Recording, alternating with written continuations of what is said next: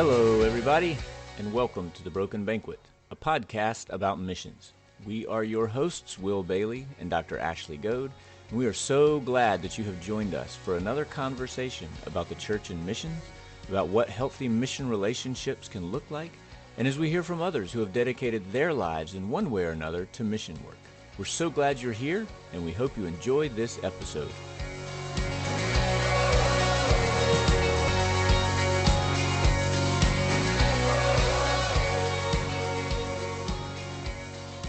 Hey, Ashley. Hey, Will. How are you? I'm good. How are you? I'm fine. It's good to see you again. And you as well. What's going on in your world? You know how a couple of years ago I started trying to learn Arabic? Oh, yeah. Shukran. And yeah, you're you're welcome. Afwan. Um, so it's been kind of frustrating because I live in Costa Rica and I live in a small town in Costa Rica. And so there's not a very large Arab speaking population in San Isidro, Costa Rica, which may lead some people to question, so why is Will trying to learn Arabic? Hmm. And that's a whole nother story. But the fact is, I am, and it's been frustrating. I think my progress would have been a lot faster if I was somewhere that I could actually talk to people on a regular basis. So yesterday, I was on my way home and stopped at a convenience store. And I just realized that the rest of this story is going to sound really cliche. And that's not, I don't mean it that way. Okay. But so I'm standing at the counter getting ready to pay. And I noticed that behind the guy that was ringing me up, there was a little banner hanging there that had Arabic words written on it. And so I said, "Hey, is that yours?" And he turned around and said, "Yes." I said, "Do you speak Arabic?" And he said, "Yes." And I was like, "Ah!" And I'm off to the races in my, 6-year-old Arabic speak. So it turns out this guy's parents are both Syrian. 30 years ago, they immigrated to Venezuela Oh, and then at some point moved to Costa Rica. So I had a little Arabic conversation with a convenience store clerk in San Isidro, Costa Rica. and so now So you're going to go back every day just to at least have a that's little right. combo? Yeah. Yeah. Think of excuses of why to stop at the store, or maybe maybe invite him to a cup of coffee. But anyway, it was just kind of cool and bizarre all at the same time. Well, sure. And from his point of view, maybe he was like, oh my goodness, I got to speak Arabic with somebody. He just looked really confused. He's like, "Where are you from?" And I was like, "Oh, I'm from the United States." "And you're learning Arabic?" I'm like, "Yeah, I know, I know." Oh, It was that's fun. great. That's great, Will. I wish I had a good Yeah, story like that to tell you, but I don't have a good story maybe like that to maybe tell you. next time. I'm Maybe really next time. excited. Nate and Whitney and Lane, Finn, and Henry will land in Shreveport tomorrow. Very good. I'm pretty stoked about this. Hey, maybe we should have another episode of The Broken Banquet that involves the Hutchisons, Oh, that would be great. Like a reunion episode. like a reunion episode. Yeah, Huh. Okay. yeah, yeah. And I think it's cool because it sort of exemplifies your relationship with them as a family of missionaries that are part of your global mission partnerships. The fact that they have come all the way from New Zealand and will be doing all kinds of church stuff with you and all the rest of their church family in Shreveport. That's great. Oh, yeah. That's a good. Will, you so package things together so well. I wish I could turn it off sometimes. You know who There's some else? things that just don't need packaging, Ashley, and Well, I tend true. to want to package them, and it's not always the best. Okay. Yeah. All right. Who's our interview with today? We have Olga Fateeva on the podcast today. Olga is a Mhm. great friend of mine from Yekaterinburg, Russia. She is Mhm. married to Igor. They have 2 children, Ivan and Ava, and they're wonderful, wonderful human beings. I've known Olga for, almost 10 years now, and she was my translator when I went to Yekaterinburg for the first time. And we had kindred spirits just from that very first moment. I've loved following along in her life because I got to meet her as a single person, and then she was here in Shreveport, and a day had gone by, and she finally said to me, "Ashley, you have not noticed the ring on my finger." And she had gotten engaged to Igor and could not Uh, wait for her wedding. And so now to see her and Igor married, and then now they have the two kids. It's been so beautiful to watch her grow in her faith, grow a family. It's just she's such a beautiful human being and a weren't you child. involved in their wedding somehow? You know, I wanted to be there so badly, and so Pastor Alec, who I just adore, he put me on FaceTime in his pocket, and so I got to be there for the wedding, and he walked her down the aisle, so I literally got to walk her down the aisle to Igor, and Pastor Andre did the service. It's just such a beautiful moment. Was his phone like peeking out of his pocket like a Yes. lapel? Like Yes. that's Yes. that's That's awesome. exactly it. That's exactly it. So, yeah, every once in a bit, it would rub up and I would be inside his pocket, and then I would, Uh-huh. kind of, like, knock on the microphone and say, Hey, Alec, let me Alec." out. But then I got to go through the receiving line. It was so great. Oh gosh. Oh, that's funny. Um, That's but funny. so we get to talk to Olga today, and I just chatted with her last week, and she was so excited for Orthodox Easter, which was a week after our Easter Mhm. here, and their church had triple the amount of people that were there from last Easter, so they're just growing and growing, and they had 9 baptisms on Easter Sunday, and so glory to God for those wonderful things, and I was so glad that we got to celebrate that with them, and because that was on a Sunday morning that I received it, because 'cause we're, 12 hours ahead or behind, and so at church that day, I was doing the prayer, and so I got to share that celebration with our church, that they had celebrated baptism, so welcome to the family. Welcome to the kingdom. Yeah, Yeah. that's awesome. That's awesome. And that's good for you for keeping that stuff in front of your church, that these relationships aren't just something that are on paper, but they're actually real and are part of church life. And we've talked before about how do you make missions part of liturgy in your worship services? And when during prayer, you bring your Russian brothers and sisters into the sanctuary and are praying for them, Mhm. yeah, that's exactly what you're doing is you're bringing those mission relationships and commitments into the liturgy of your worship services, which is super. I do love them. I love all of you. These are people I love. It's good to be loved by First Church Freeport. Yes. Yes. Well, friends, Broken Banquet listeners, it is our pleasure to introduce to you on this episode of The Broken Banquet, Olga Fateeva.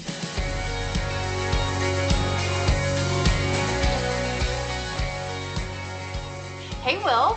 Hey, Ashley. Guess who we have on the podcast today? I don't have to guess Ashley because I can see her on my screen right in front of us. It's so exciting. We have Olga Fateeva. Hello, Olga. Hi everyone. It's wonderful to have you on the Broken Banquet. And can I just say really quickly before we get into the interview, for the first time ever, Ashley and I are actually sitting in the same room while we're recording an episode of the Broken Banquet because Ashley is in Costa Rica with us right now with some members of her church, and we've had a wonderful week abiding together. Ooh, that's a good word, Will. Yeah. Good word. Yeah, I think it is a good word.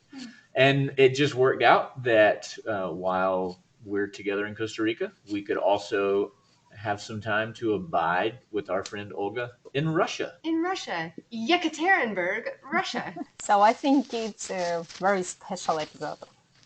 So you're It is a together. very special one. Very special. Well, I first met Olga about 10 years ago. 10. How is Oh, it wow. possible for it to be 10 years ago?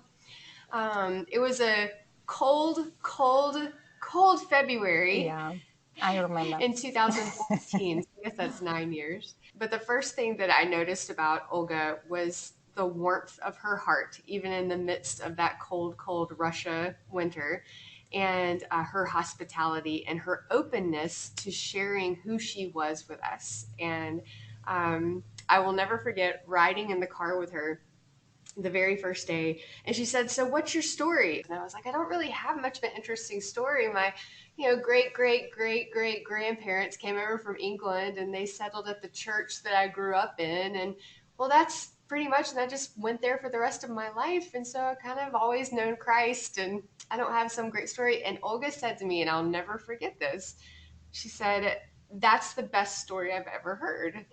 Because I don't know if you remember this at all. And she was like, because we don't have that here.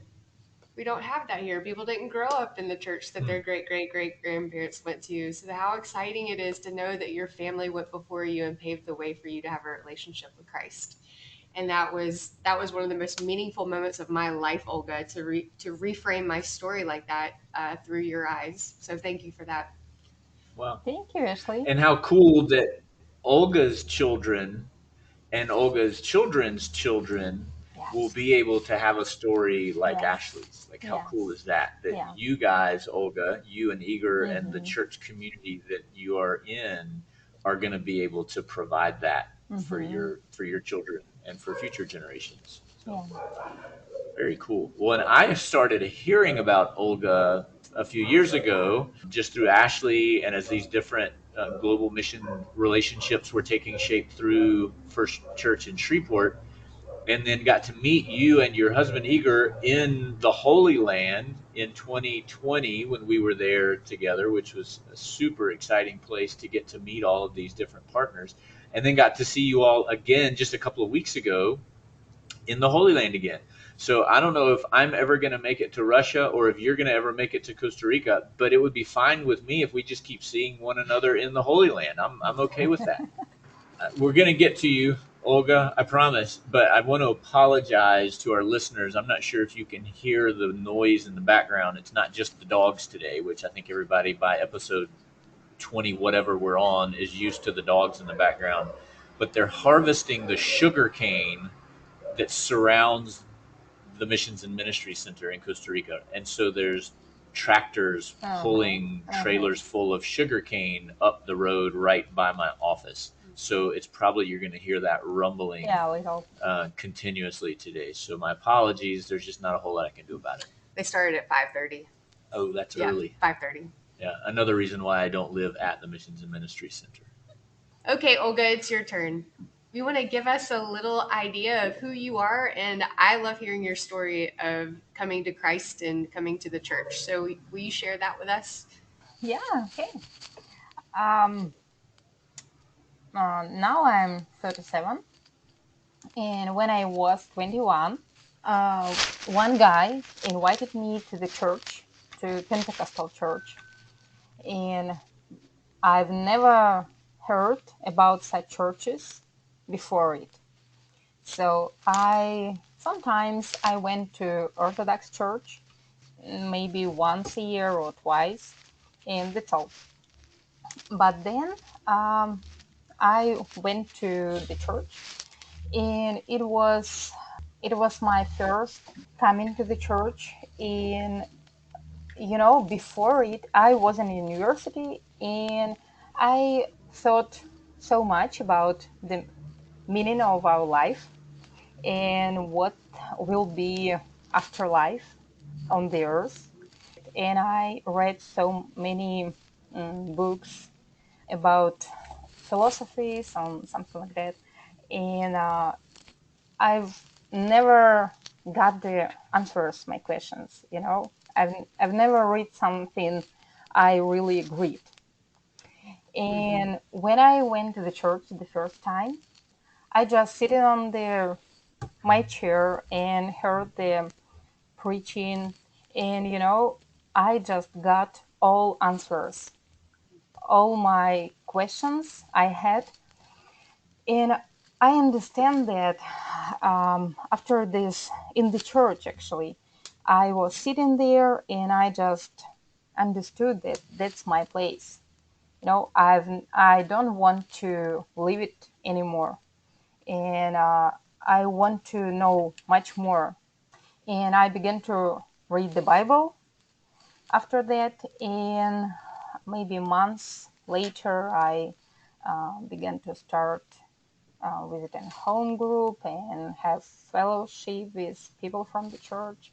But before it, I decided inside my heart and myself, for myself, that that decision is really right, and I want to do it.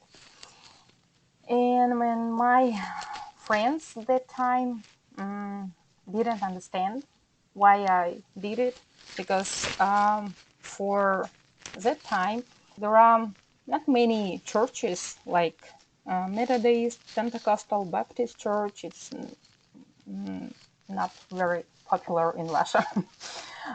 And people thought it's a sect. And when they understood where I was, in what kind of church, they thought that I had problems.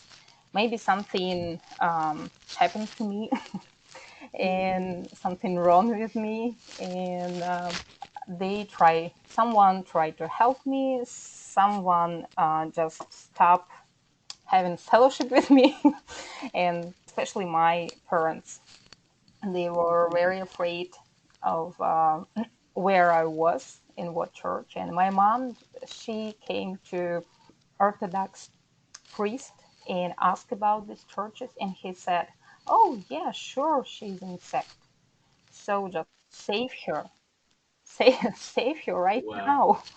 Yeah, and they came to me. I didn't know about that, didn't expect them. They came to me and said, "You go with us right now." And we went to Orthodox Church for the bishop, who talked to me maybe about 3 or 4 hours with to me and my parents, and he tried to explain that I'm in a sect and I will have so many problems because of it. And of course, my mom and my dad, they thought that I will give all my money to the sect, and everything I have. Actually, I didn't have anything, but anyway, because I was student in university, it was funny from the one side. And I agreed to meet with this priest twice a week to just to talk. And he said to my parents that I will meet her, I will talk to her, and just check everything that's going on in her life, and I will call you. And they agreed and came back home. And we decided to, and we started meeting with this priest. And actually, he came to our church, and he met our pastors, and he was on the Sunday service. And actually, I think he liked the church, because after such after such meetings with priest, Orthodox priest, the Baptist and Methodist and Pentecostal churches had so many problems after such visiting, because of some how I can because after the Orthodox people came to the church, such churches, after them people from the government begin to come, and just check everything, the documents, the everything. And it was really big problems. And some churches are just closed because of that.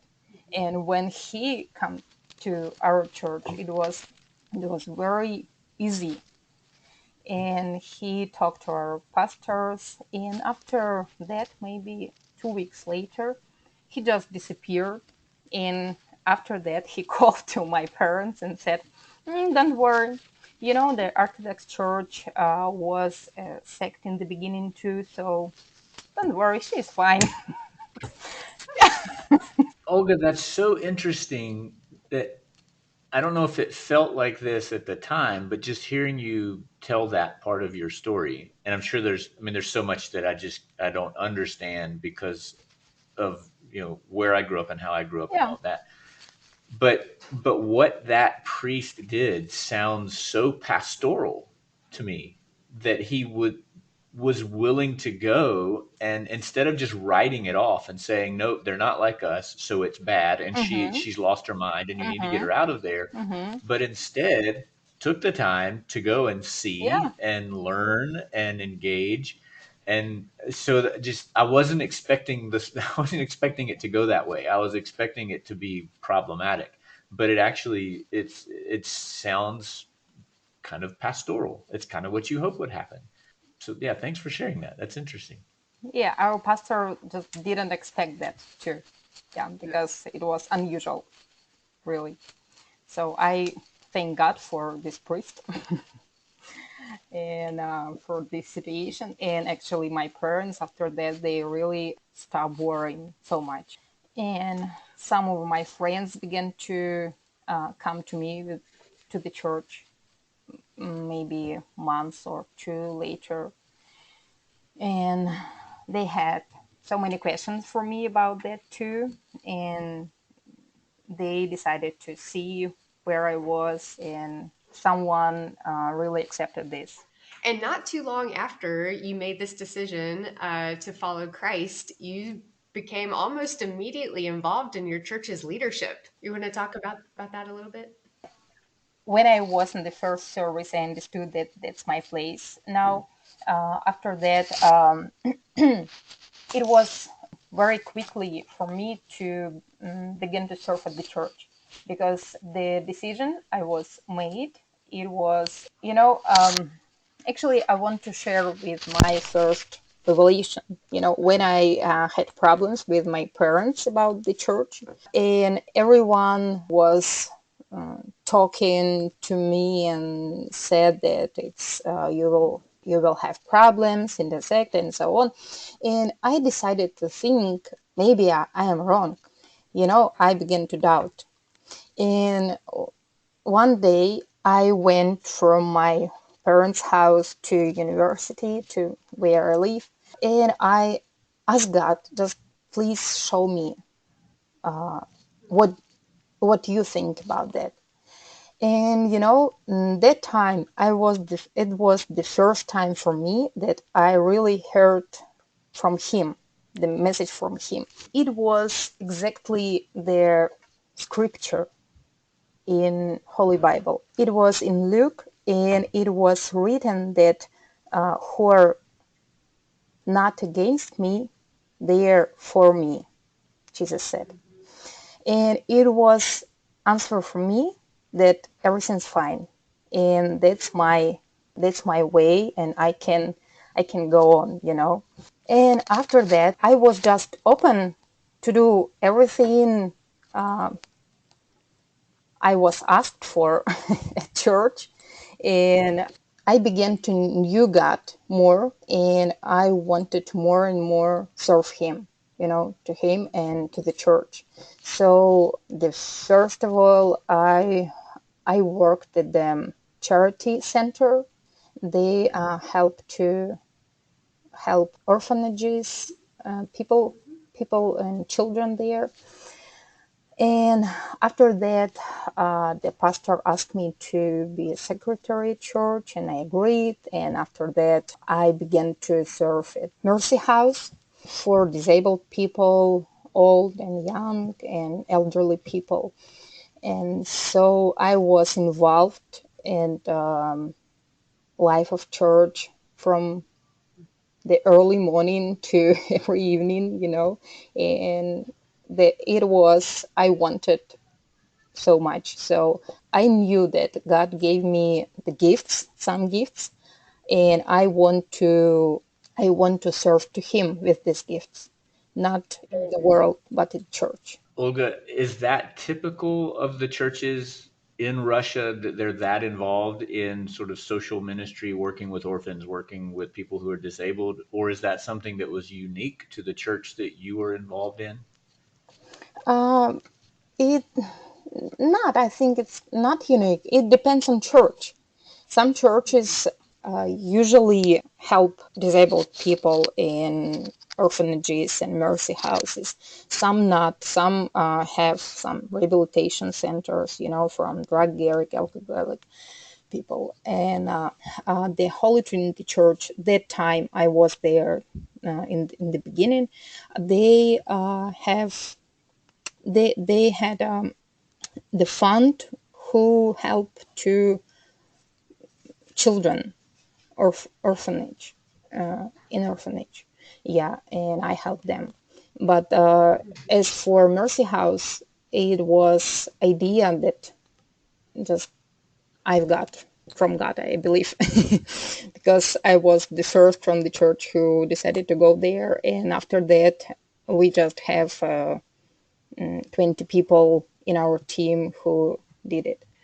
What I think I appreciate about you so much, Olga, is how you've been able to walk alongside people in all of their stages of life. So, whether they're children at the children's home at Mission Possible, whether they're the Mercy House residents, whether it's the ladies and families you go to visit and take food to, these relationships are what drive your ministry, and how well that you have come to know them and that they are part of your circle, so that when I came to visit for the first time, and many others have come to visit, you include us and make us part of that family, of that circle, and they know you so well and trust you that they feel comfortable enough for us to be able to come and to meet with them and to see them too.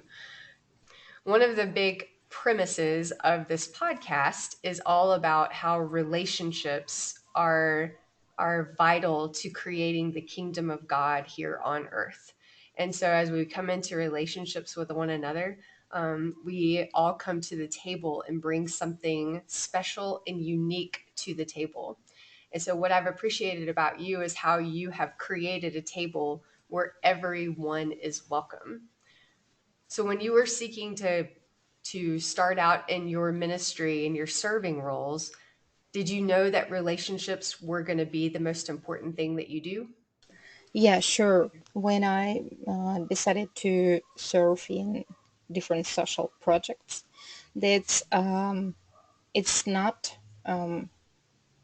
it's not enough when you just share about Jesus with people and just went, and you cannot just talk about that. You have to show them, and you have to have fellowship with them, and especially people who live different life.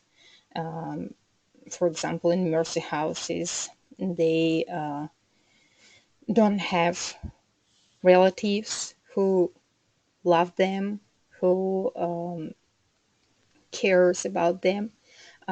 We can show them that Jesus loves them anyway, and despite on people don't, you know, and He cares about them, and He can see that through us if we didn't give up, and just be with them, like it's your favorite thing about abide with people. It was the same with us there, for example, in Mercy House, that we abided with them, and we just were together. Sometimes we just drank tea and talked about Jesus and read Bible, and they were in our houses and just spending night in our house just to see how our life is different, and just we, for example, we just pray, several times a day. I mean, before eating, or in the evening, or in the morning. So we just ask God about something, and it was special time for them. I believe that. So yeah, I think it's a very it's very important to show, not only talk about Jesus, but to be with people. Olga, I know that Ashley has been to visit you on a number of occasions, and I know that she's brought members of her church in Louisiana with her sometimes to visit you. What does it mean to you and your family? What does it mean to your church to have those visits from this church in the United States that you have a partnership with, where maybe they're not necessarily coming to do something, but they're just coming to, like you said, to abide with you? What does that mean to you and your family and to your church? Actually, every time it was encouragement for us to just to be with these people, to just share with each other our maybe testimonies, and just I like to have to talk to these people, and it was very important for us, for church, and for people in our church, just to hear your stories. It's different, and your culture is different, and we could see Jesus touched you in what you do for them in your country, in your culture, and it's different, and it was interesting. But sometimes I felt in the other way, just we're really one family, because Jesus did us the one family because of his blood, and his cross, and it was very important to know this. So, if what you feel like you get from these visits is encouragement, what do you hope that Ashley and the people that are coming with her to visit you, what do you hope that they're getting? What do you hope that they're learning from their brothers and sisters in Russia? I hope the people who can see other people who fire for God, who want to do his work here, it's encouragement for everyone, who loves God. And when they come, I think it was important for them to hear maybe some revelations from us too about God and what he did in Russia. And sometimes just to know that his will to do it, to go on to do it. I was going to say, too, one of the things that I've learned from the Russians that was such a really good reminder of me from your church and your church family was that Christianity, being a disciple, is my identity. It's not just a part of who I am, but what you all have taught me, it is everything that I am. And I think that so often in a Western culture, it becomes just something we do instead of something we are. And it's such a good reminder for me as I visit with you and as I visit with First Methodist Yekaterinburg and Holy Trinity Church, how I'm reminded that what you bring is such a passion and an identity in Christ, as opposed to just something we do. Did I mention to you, Will, that Olga is one of the ones that I've had the most adventures with in life? Oh, geez. Are we going to talk about Nutella massages again? Well, I was just going to say that, we went to the World Cup together. Uh-huh. We watched the Yeah. Mexico-Sweden World Cup game in Yekaterinburg. We have jumped out of an airplane together. And then, of course, there was the Turkish bath. So I think that Olga and I may have the corner on adventurous relationship. You can have it. You can have it. Yeah. But I think that's wonderful. And I think it kind of gets to one of the things that we've talked about so often, that these relationships aren't just based on the things that we do, but they're based on being together. And being together, even for people who are involved in full-time church work, doesn't mean that's all we do. Like you say, it's who we are. But within that, there's also time to do things like jump out of airplanes and get Nutella massages and go to soccer games and experience that fellowship time together. And some people choose to do it in more extreme ways than others. But to me, that whole family aspect and the getting away from the transactional nature of mission relationships. If First Church Shreveport's relationship with Olga's church in Russia was just based on funding programs or building things or whatever, then you wouldn't be jumping out of airplanes together. But because it's based on friendship and companionship and abiding, then there's room for that real life stuff in there also. And so I hope that that's come across, that there needs to be balance in those things. We need to have fun together. We need to get into trouble sometimes together. We need to do that stuff in the midst of the way that we're serving one another and serving the communities around us, at the same time. I'm never going to jump out of an airplane with you, just so you know. Oh, well, fine.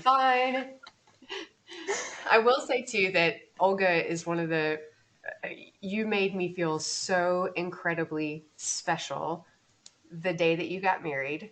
And of anything, you should have been concentrating on the dress and walking down the aisle and marrying this man. But it was important that I got to be there. And so Pastor Alec had me on FaceTime in his pocket. And so I got to be part of the entire wedding. And it was so very, very special. I will always remember that day and how happy I was for you and how special you made me feel on your wedding day. So, yeah, it was wonderful to have you on our wedding. Well, and I didn't mention this in the Holy Land episode that we've recently recorded, but one of the other favorite moments for me about our last trip to the Holy Land was the fact that you, Olga, finally got to meet my wife, Yolanda. And there was even some time when Ashley, your group, had already left for Greece, but Olga and Igor were still in Jerusalem at the same hotel as us. And so we bumped into them several times during this last day when they really didn't have anything to do. And they got to have some prayer and fellowship time with Yolanda, which was wonderful. This family that is being built through these global mission partnerships just continues to grow, and those connections continue to be made. So I'm very thankful that happened. It wasn't something we had planned on. It was just the way that schedules worked out, and appreciated you and Igor's warmth towards Yolanda, and she was so excited to finally get to meet you all, and that was just a wonderful blessing. I was so blessed to know your wife, and just in personal, not only in Zoom meeting. Right. It was a very good time, yeah. well, we appreciate you being part of the Broken Banquet podcast and sharing your life journey and your relationship with Jesus and how we've come into fellowship with each other. So thank you. I know it's late over there, so thank you for taking your time. Are the kids in bed? Oh, yeah. Yeah, we can see the clock on the wall behind you. It's nice. It's 11:30 in the morning here, but it looks like it's 10:30 at night your time. Yeah. So thank you for being willing to do this so late, and for spending some time with us today. Thank you. Thank you so Great. much. Well, bye, Olga. I'll see you soon. Bye, Will, even though I'm sitting beside you. Yeah, you're not going anywhere. Bye, Olga. Thank you. Bye.